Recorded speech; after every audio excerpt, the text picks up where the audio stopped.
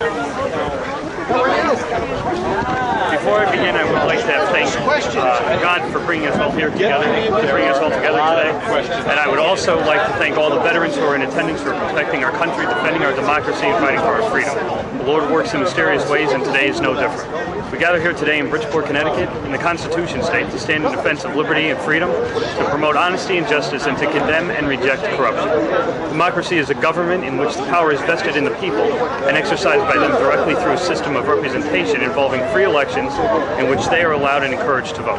In a city with 69,000 registered voters, it is absurd to only have 21,000 ballots on hand. What are the other 48,000 voters expected to do? Forfeit their right to vote? Right here in Bridgeport, we forfeit nothing. Right here in the state of Connecticut, we forfeit nothing. And right here in the United States of America, we forfeit nothing. Quite frankly, the voters of Bridgeport and the entire state of Connecticut have been violated, and our democracy itself has been violated. Voters were turned away because certain voting locations ran out of ballots. Voters were then given ballots which had candidates listed for state rep and state senate seats from incorrect districts. Voters were given uncertified Xerox copies of ballots. Some voters were given more than one ballot in their folder.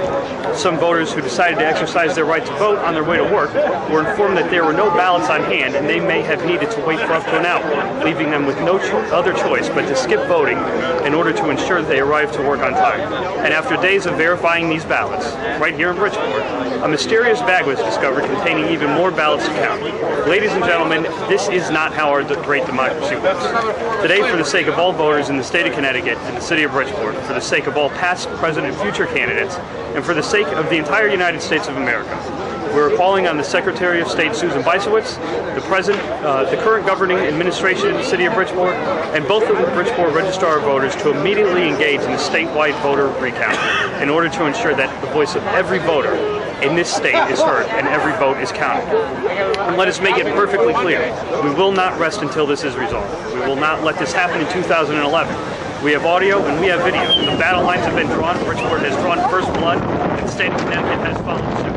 And furthermore, on January 1st, our new Congress will be sworn in. We deserve a federal investigation into what exactly happened here in the city of Bridgeport. And we demand that this never happen anywhere else in this country again. And we're going to stay on top of Congress to ensure that this never happens again.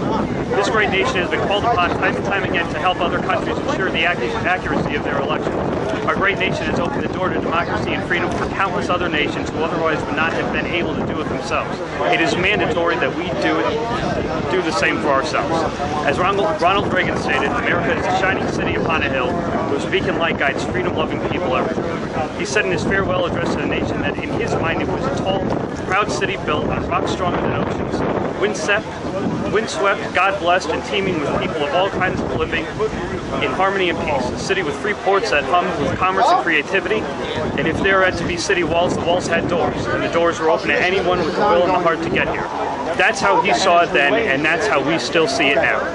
Let us pray that the state of Connecticut and the city of Bridgeport do the right thing and recount every vote and allow Bridgeport to shine as the nation's leader in support of democracy. The candidates who ran for election and the voters of this city and the state deserve to know without a shadow of a doubt who the clear winners are. And let us never forget that we are one nation under God, and we are a nation guided by faith, hope, and courage. Thank you. Thank you.